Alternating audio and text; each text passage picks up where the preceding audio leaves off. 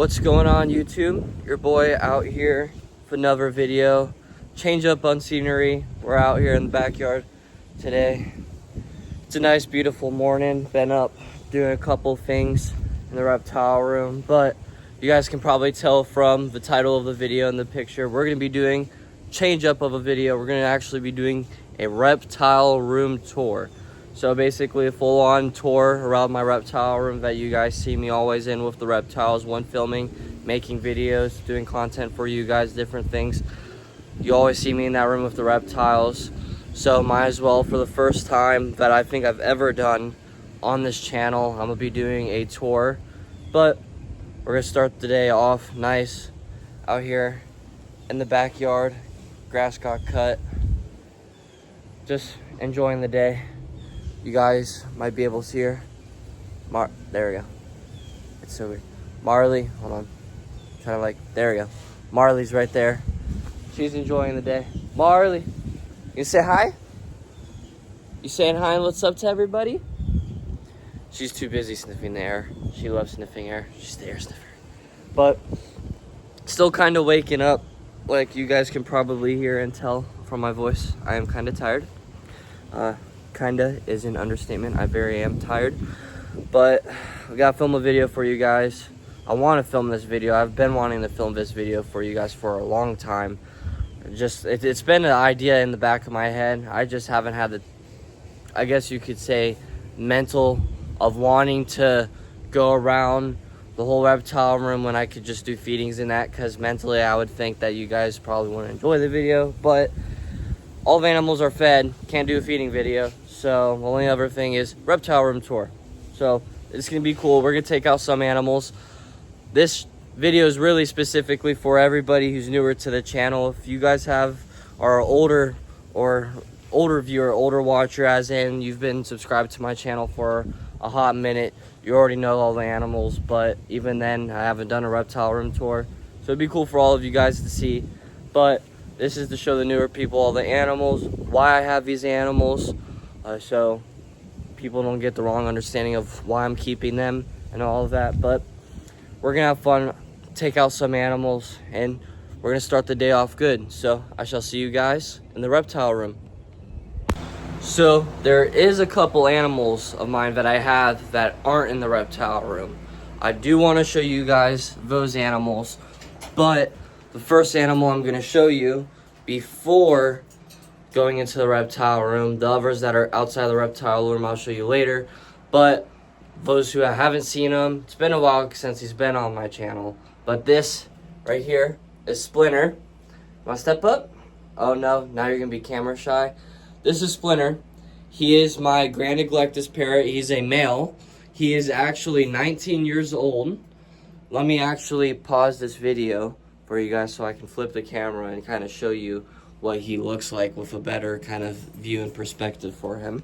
19 years old.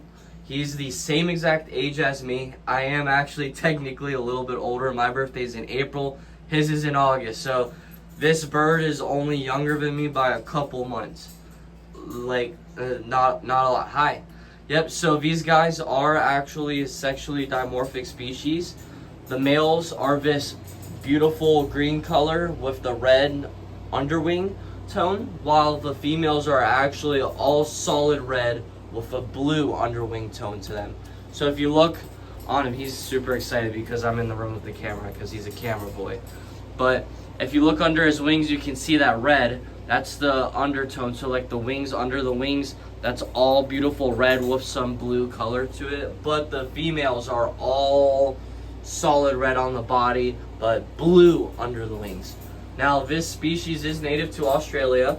They are a huge high elevation migratory bird for Australia and other places. They are found not just in Australia, but there are other subspecies in different, I guess you could say, regional species of Grand Neglectus parrots in different areas, such as I've been told some in like throughout Asia areas, Australia areas. Wow, I cannot talk today. Australia areas. So it's really cool. When I mean by high migratory bird and high elevation is that This bird species, Grandicolectus parrots, are known to be in very high up fortitude elevations. Now, I do not know the exact number, but it is very high in comparison to the typical normal bird that you see when it comes to migratorial patterns or migrating in general, such as like ducks. Now, this species is also super cool because they are, when I mean a migratorial bird, these guys are constantly flying, constantly moving. Each male will tend to have multiple mates, up to like 3 to 4 mates. 3 to 4 different females they will breed with, and they're all in different areas, miles from each other. So they will fly from miles to miles, from mate to mate. They are known to be a very frisky species, I will say, in the aspect as in they're very active. But Splinter here is really cool. Super cool bird. I absolutely love him. He's really cool with the males, they have that candy corn color beak, has that orange on the top with the high yellow at the bottom. As you can see, it looks just like candy corn colors, hence the reason why I call it candy corn beak. But that's Splinter for you.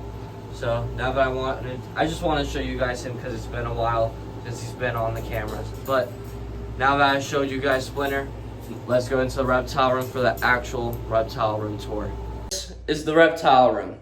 Now, there's Splinter for you. Give me a second.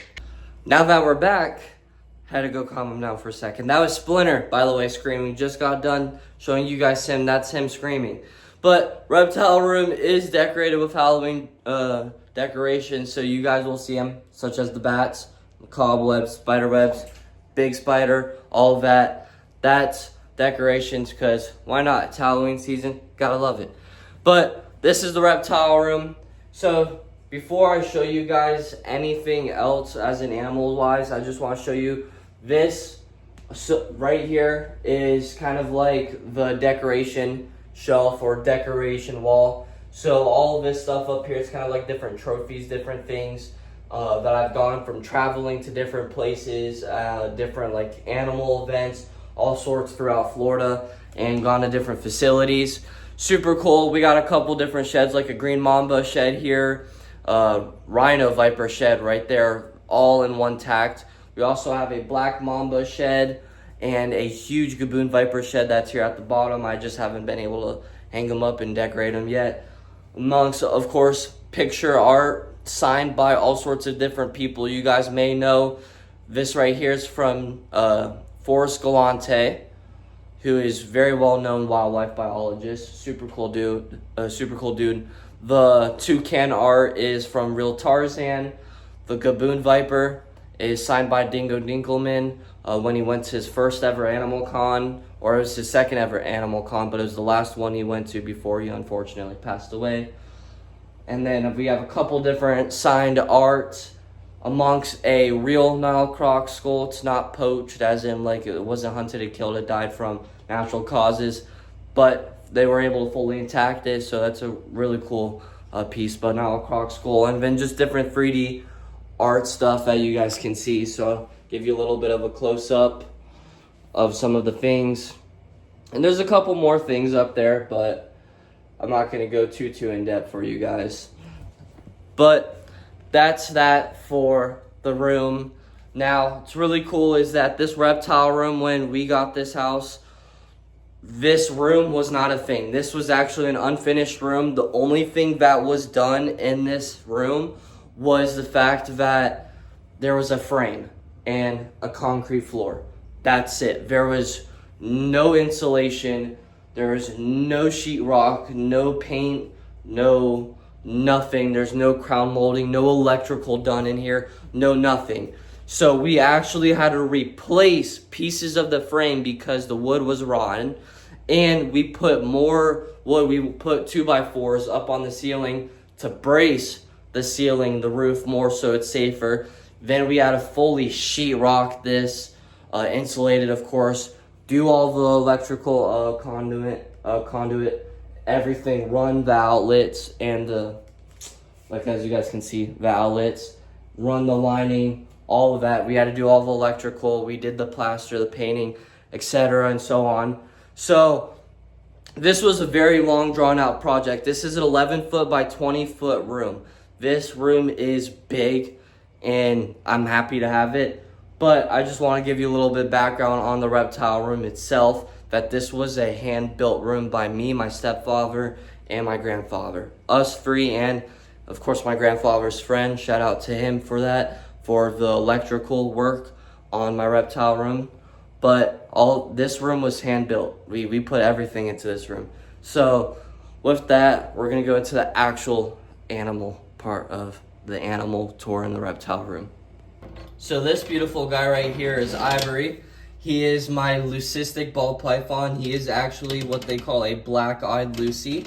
Now he is actually in shed right now. That's why his eyes, if you look at his eyes, even though he's a black-eyed Lucy, they're actually very dullish, bright color, because of snakes, when they go into shed, they are known to shed their whole entire body, including their eyes, known as eye caps, by using a special body oil that separates the old skin from the new. Now he is super awesome. This guy, there goes Splinter again. Be right back. Now that I'm back, this is Ivory. So he is my blue-eyed Lucy, like I was talking about. Super, super pretty snake. I would take him out for you guys, but I'm not going to, specifically because I do not want to stress him out while he's in shed. Now, he is called a Lucy, which is short for leucistic. So he's a special morph, making him all solid white coloring.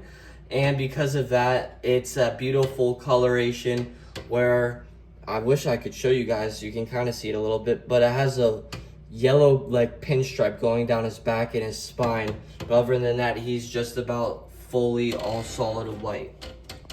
And then this little guy right here is Torterra. He is my sulcata tortoise, who's only a couple years old.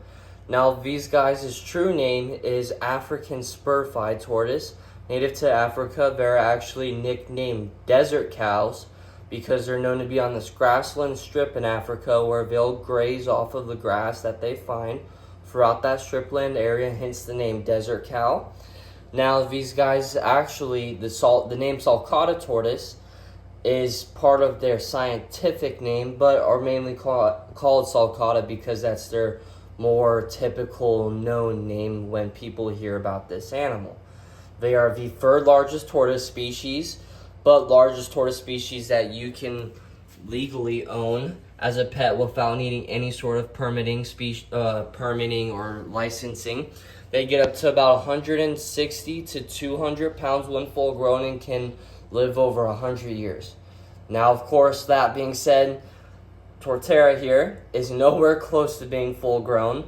He will be a very, very big animal later in about, I would give it 5 to 6 years he will be. But at the same time, he's also going to be an animal that outlives me. So these guys are actually known to be very, very common and typical to be rescued, surrenders, or literally forgotten animals people won't want anymore, because when going to the pet store, they'll buy these guys when they're babies, like fresh out of the egg, only the size of a golf ball. Literally, when they hatch, they look like a golf ball. That's how small they are. People buy them off of the pet store because they get tricked by the people selling them, or the breeders saying that, oh, they'll stay small, they'll stay that size.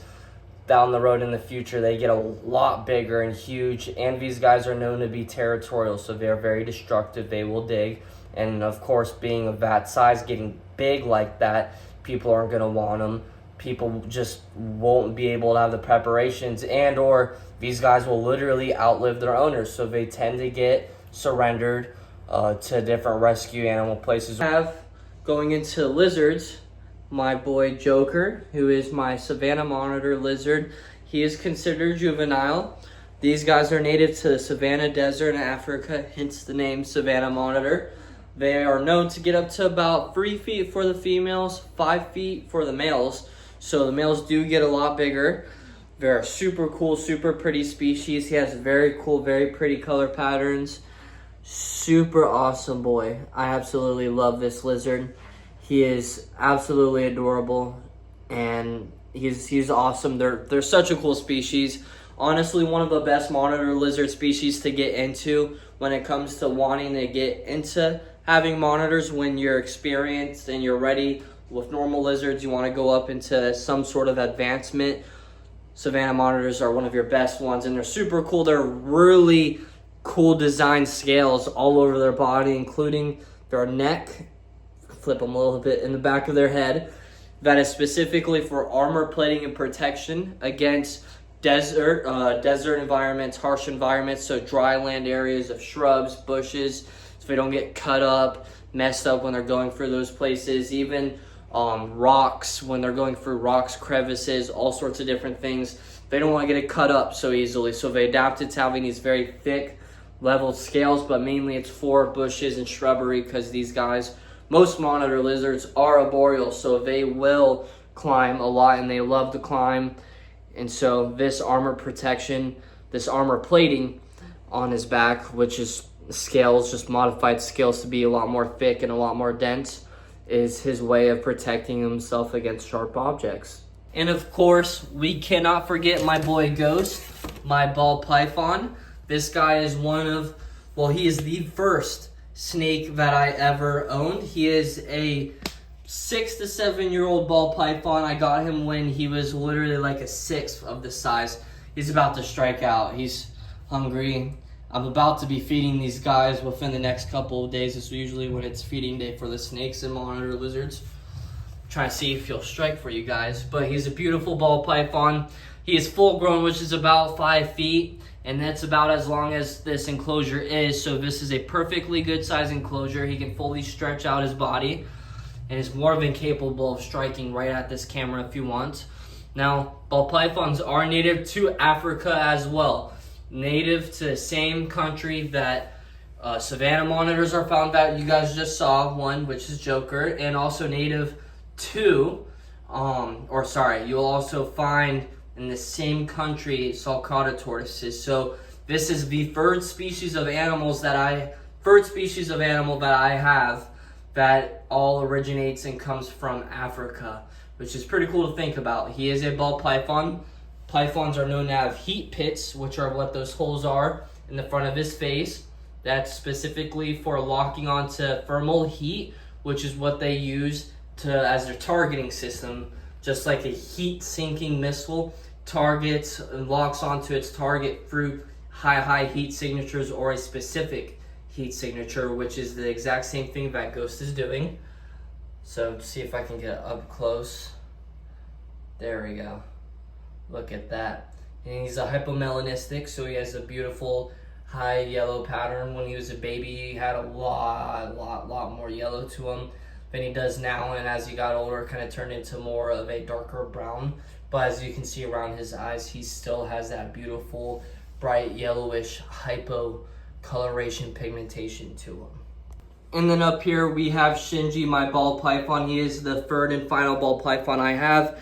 I would take him out, but he's in a heavy feeding response, in which I do not want to stress him out for the night, or really I should say for the day. I don't know why I said night. For the day. His enclosure is small for him, well, not too small. He is unfortunately a stunted growth from his previous owners.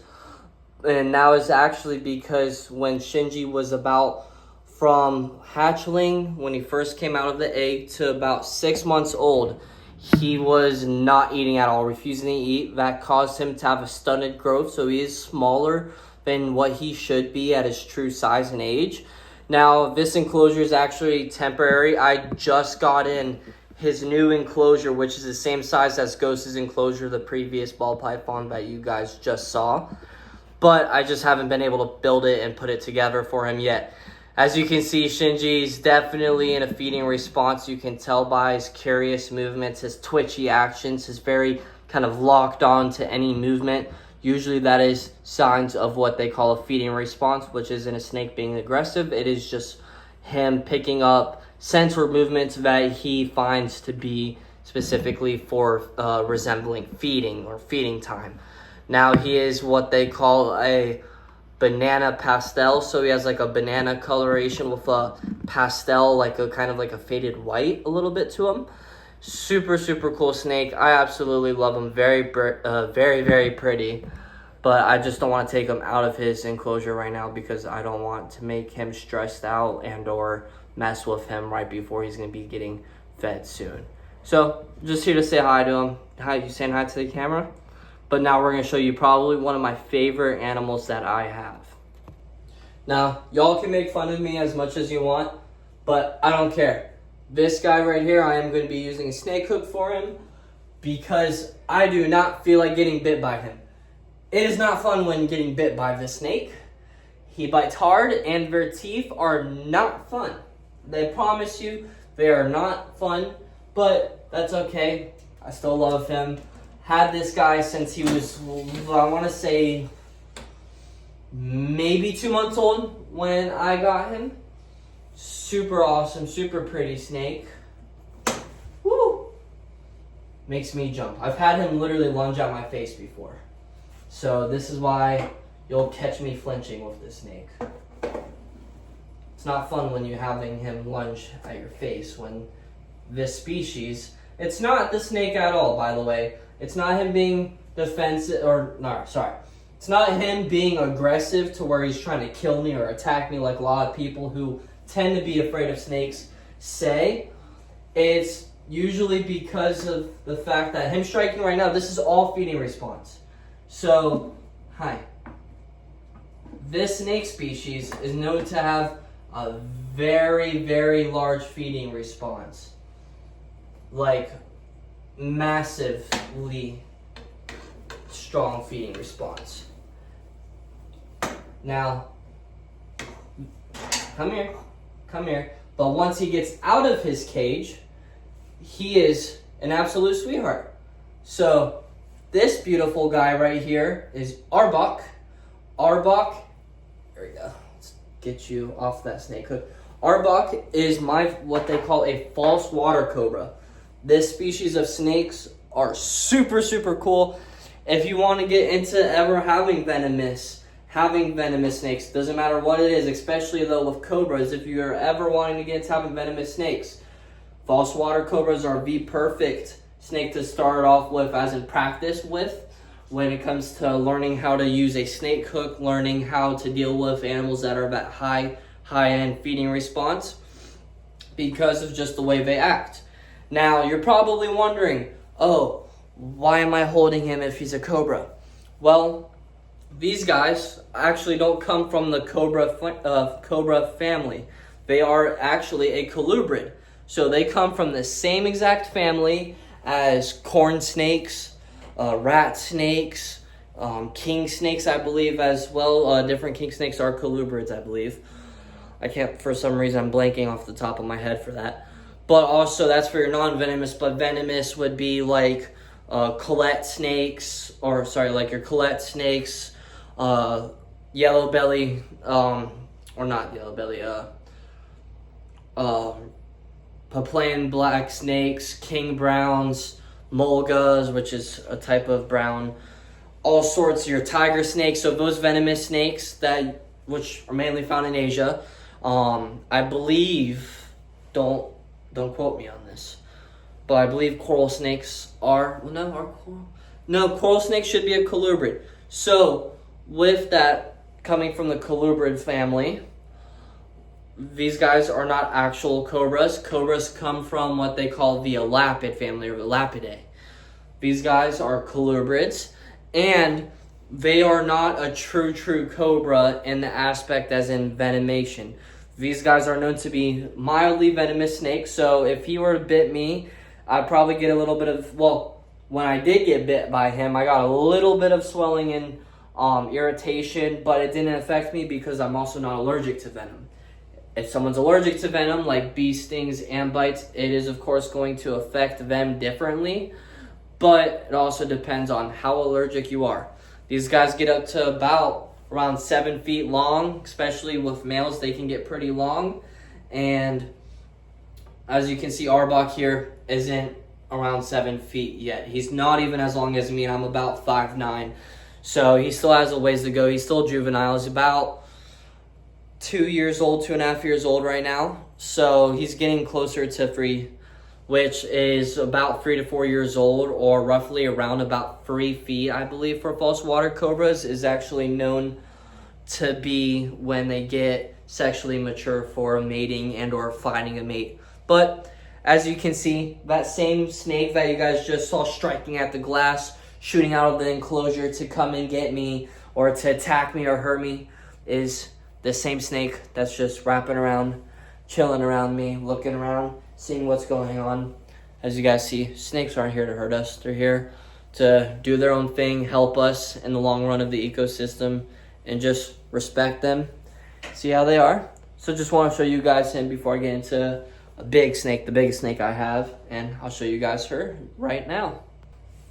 And then this beautiful snake right here is Buns. She is the biggest snake that I currently have. She is a red-tailed boa, they call really originally a Colombian red-tailed boa, but just a typical red-tailed boa, which they get the name because they have a beautiful color pattern on their body, and right at the end of their tail, about the last quarter to third of it, really it's the last third of it, has a beautiful red vibrant pattern. Now with red-tailed boas, they're actually one of the biggest boa species that you can have. They can get up to roughly around 5, maybe 7 feet for the males, but I've seen females that easily surpass 7 feet, getting up to 10 feet, and even getting up to close to 20 to 30 pounds. Now the friend, excuse me, had a burp. Same friend who gave me Buns here has another red-tailed boa that is huge. So these snake species, the red-tailed boa she has that I've held and picked up many times, is closely around 20 to 25 pounds. So they are a big snake species, very dense, very heavy. These guys are just about all muscle. It's basically one long strip of muscle that you guys see with these snakes. And that's because they need to move their body by tracting and contracting their whole entire just section, because they have no legs, they have no arms, they have no limbs, no tail. Well, they have a tail, but they have no limbs to move like a normal animal would. So how do they move? They tract and contract their bodies, squeezing. Now there are different ways a snake actually, depending on the species, each species actually moves a different way. So we have like typical snakes, such as the red-tailed boa here, that moves in like that S formation that you see. We have some snakes that move just like a caterpillar, so their whole entire body picks up and moves like a wave, almost like they have tiny little legs walking.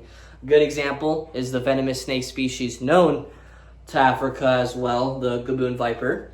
And then there's another movement, which I can't remember off the top of my head, but there's another one. But just want to show you her. She is super sweet.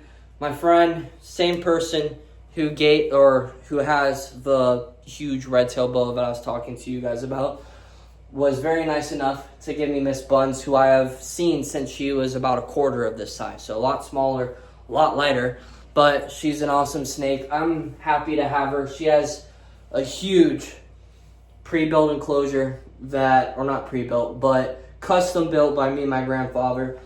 Put together all of that. I still have to detail it, but I'm really kind of working on what I want to find, what I want to use in order for this to be perfect, so I do not mess up and have to do it over again or have to do it later in the future. But this is Buns, everybody. Just wanted to show you how awesome and amazing this animal is, and to show you, gave her a kiss. And if you didn't see it and you blinked, well, tough luck on you. Just kidding. I'll do it again because I'm weird. Mwah. See? These animals aren't here to hurt you. These are awesome animals. No need to be harmed by them, or threatened by them, I should say. And at the bottom here, she's actually hiding right under her water dish, is Mystique. She is a red-tailed boa as well, but she is a baby red-tailed boa. I have her in this 40-gallon long, which is actually perfect size for her. She's about as long as the 40-gallon, so coming up in the next couple months when she gets bigger, I will put her in a bigger, longer black enclosure like the ball pythons are. But right now, this 40-gallon will work perfectly for her. And right above I know it's bland. I know it's boring looking. Trust me, I'm adding more to it. This right here is Varanus salvator, aka the Asian water monitor, or to the ones that are watching this exact lizard, the black dragon. This is toothless, my beautiful, as I said, Asian water monitor, native, as you can probably tell by the name, Asia, mainly found in Thailand. These guys are known to be the second largest lizard species. They are super cool. They can get up to anywhere between 4 to 7 to 8 feet long sometimes, and get up to easily 30 to 40 plus pounds depending on the gender, whether it's a male or female, and of course the genetics and just how healthy the animal is. Now Toothless here, she is still a baby, more of almost a juvenile. I've had her for October. Wow, I've had Toothless, now that I'm thinking about it, for a year now. So she is a little bit over a year old. She's going into the juvenile stage. She has gone a lot bigger than she was when I first had her and first got her. She was easy half the size she is now. So now thinking of it, you know, of how big she's gone later on, not too long down the road, I'm going to be getting her a nice good custom enclosure before putting into her a full-size huge outdoor enclosure. Super awesome lizard species. This is not for any beginner. Asian water monitors are not for beginners. These are for expert levels because, one, these guys get huge, and same thing with sulcata tortoises. These guys require a lot of space, and that's what you need to give them. Plus, you need to learn how to train these lizards, these animals, because if you do not know how to properly train them and socialize them, you are going to deal with a very defensive, very food-motivated, 6 to 7 foot, basically tree crocodile is what they are. And trust me, you're not going to want that. You'll learn that the hard way with getting bit. But super awesome animal to have. I have her because, one, I've wanted a black dragon for years and years and years since I was a little boy. And two, I would think it would be awesome to have her on the channel with you guys so I can really educate you guys. And if anybody has any questions of how to train, how to take care of these animals, how to take care of this specific species in particular, what you feed them, how you train them, what you do with them, all of that, socializing, it would be, you know, a blessing for me to actually show you guys and educate you on what to do with them. And then moving on from Toothless to Mystique, now showing you in the reptile room. Oh, I know, God forbid I come up to go glass for 2 seconds. This is Venom. So this is my black-throated monitor lizard. Also, one of the biggest lizard species that you can have, up to 6 to 7 feet long and up to 30 pounds. Dude, why are you being a psycho? I just fed you. You just got food in the middle of me filming. But they're native to a place in Africa called Tanzania, named black-throated monitor because, as you can tell, he's showing a perfect example of it, a black throat. Super cool species. As you can see, he's very defensive. Now you guys might be wondering, why is he so defensive? So the story behind Mr. Venom here that you can see, wanting to be wild free man, is that with Venom, when I went to the reptile store that I normally go to, they had a whole entire clutch of these guys. Full clutch, tiny little babies, hatchlings.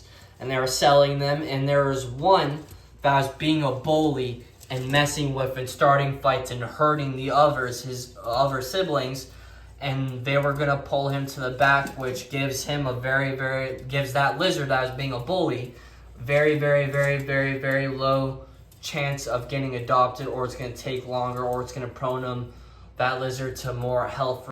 Sorry about that. My phone decided to cut off and stop the video, but he was going to get isolated. The bully was going to get isolated, and I don't want that bully to have any chance of lowering its ability to get a home and or, you know, having a chance of getting sick when getting isolated and putting in the back. So I ended up taking said bully in which as you guys can now see is Mr. Venom. So I took him in. I give him obviously a home and a nice, really good size enclosure.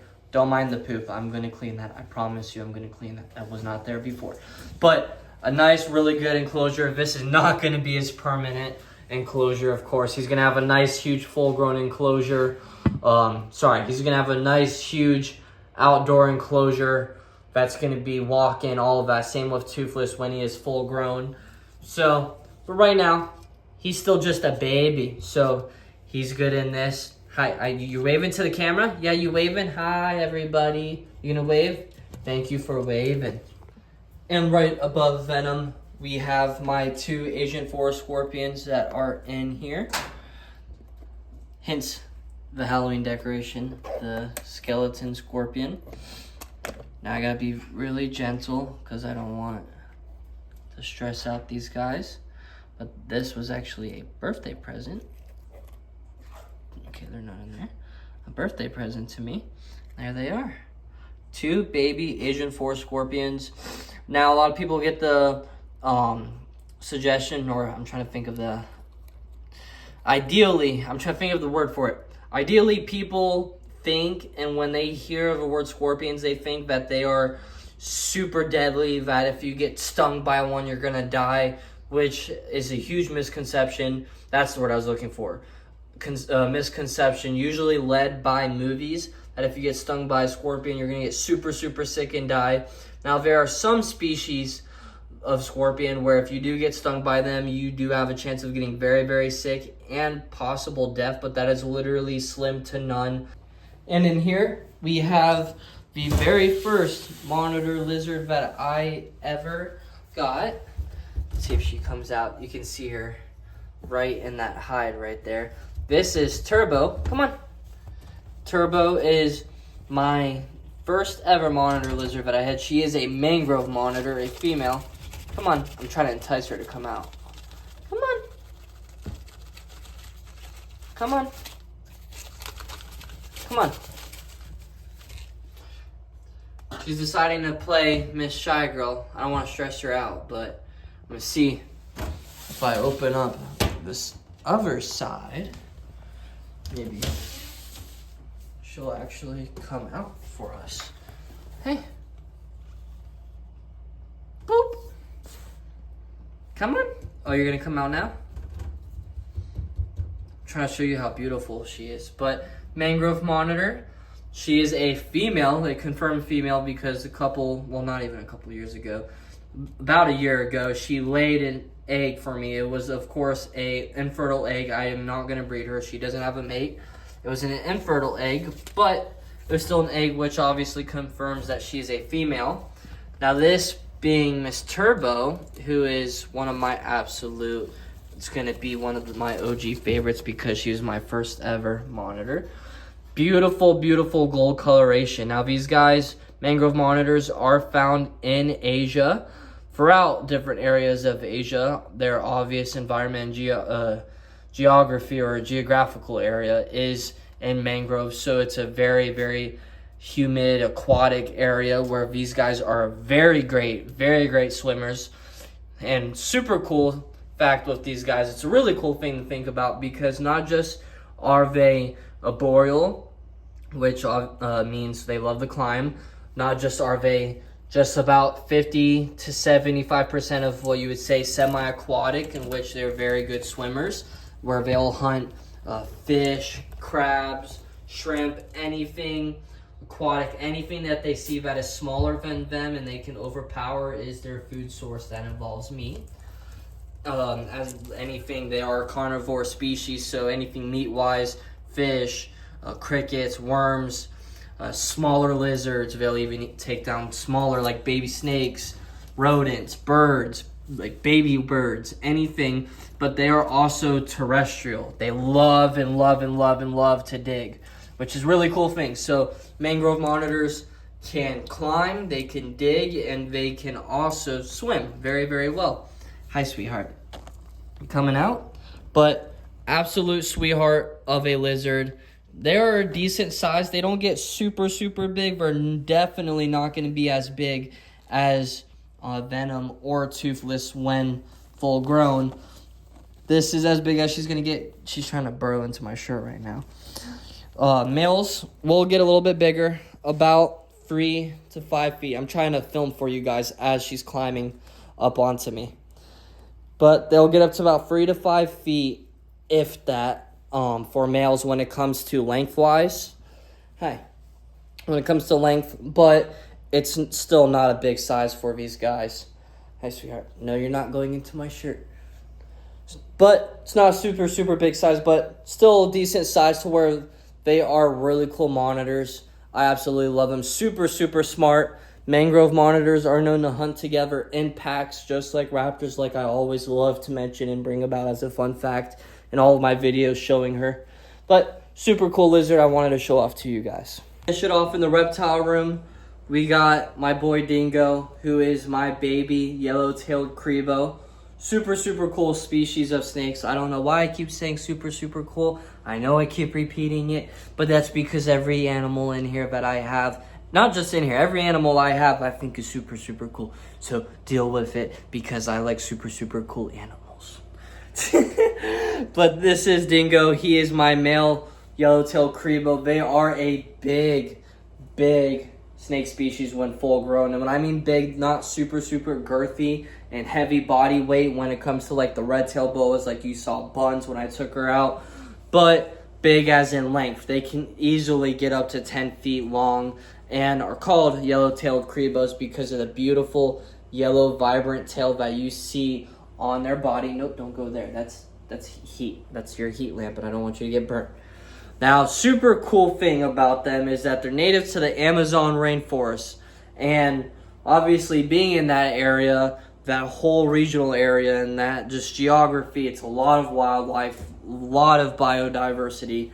And because of it, they have a lot of predators.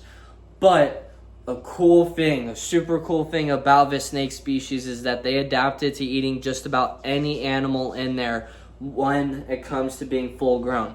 So when they're babies, they'll eat anything from smaller lizards, birds, rodents. They'll eat actually fish when they're babies. And as they're big, all the way up until when they're full grown, they'll eat rodents, they'll eat birds, they'll climb in trees and eat birds. They'll eat just about anything, and they will eat other snakes. This snake species is so cool because not just will they eat other snake species, but they are also known to be able to eat very, very high potent venomous snake species as well.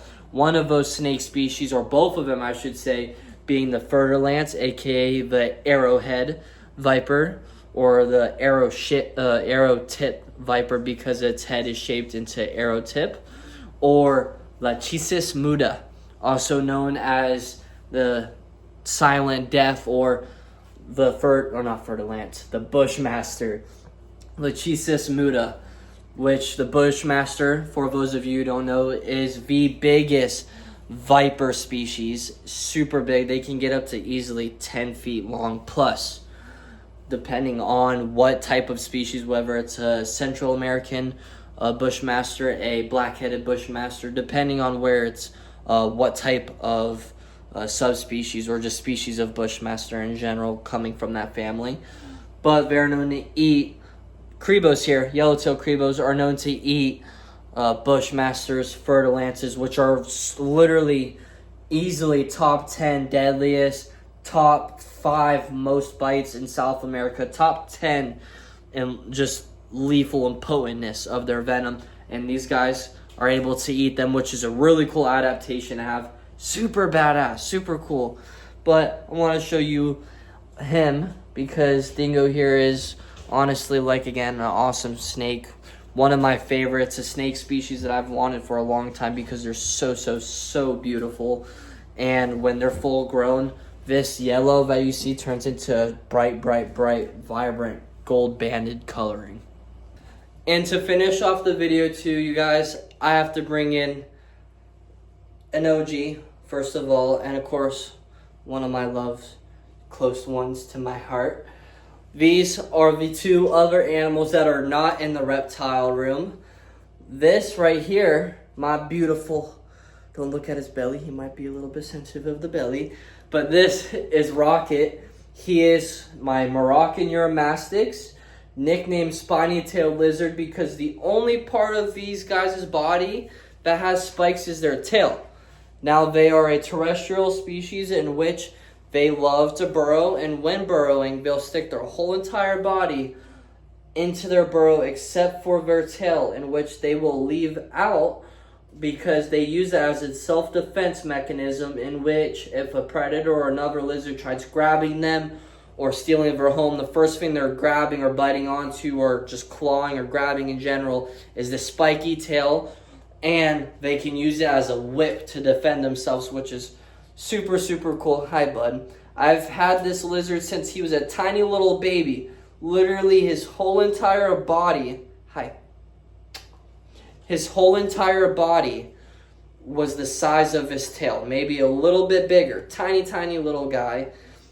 Got him at a Repticon. This was a species, another species that I wanted when I was a tiny little kid. And I've always wanted this species since I was little. I thought they're so cool, so awesome. And now that I have a YouTube channel, I can show you guys and educate you guys about how awesome they are. And of course, on my shoulder is Diesel.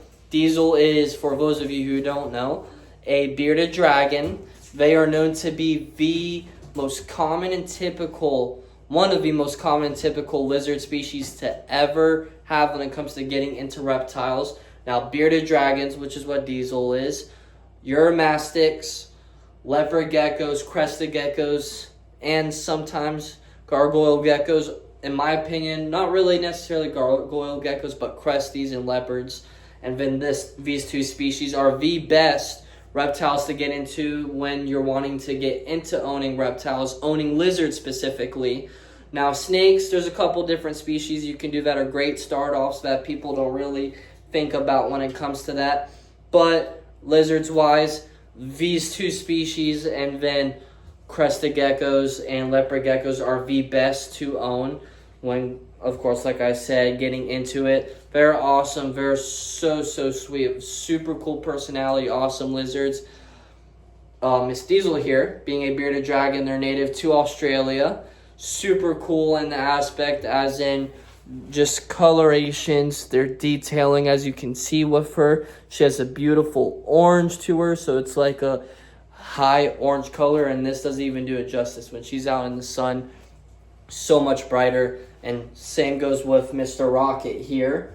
And Diesel was actually a rescue who I found on Facebook Marketplace. Someone was wanting to rehome her. I took her in. She was free, including her whole entire 40-gallon enclosure that she has, and with all of her hides in it.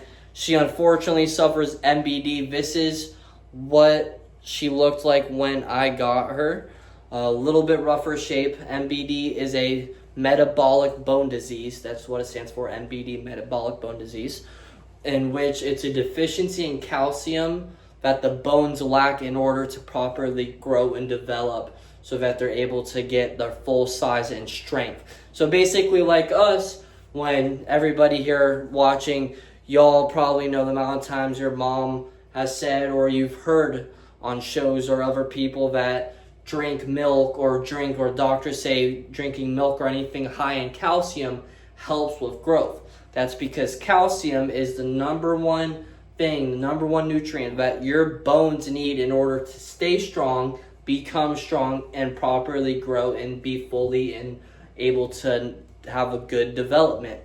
Well, MBD here, unfortunately, Miss Diesel didn't have the UVB, which is how she gets that calcium, except for also you can get calcium for crickets, calcium powder, but it's mainly a UVB strip, like a UVB, which gives calcium and helps with calcium development and disbursement in the body, which is what lizards need because there's two heat sources they need, or two lighting, UVA, which is for heat emitting from the sun, which is what it simulates is heat from the sun to give them energy and digestion. UVB helps with being able to help with giving them proper bone development, utilization of the nutrients that they're absorbing from their food. from sometimes water, because you could use like a powder mixtures or whatever it is. Miss Diesel here probably didn't get enough not MBT.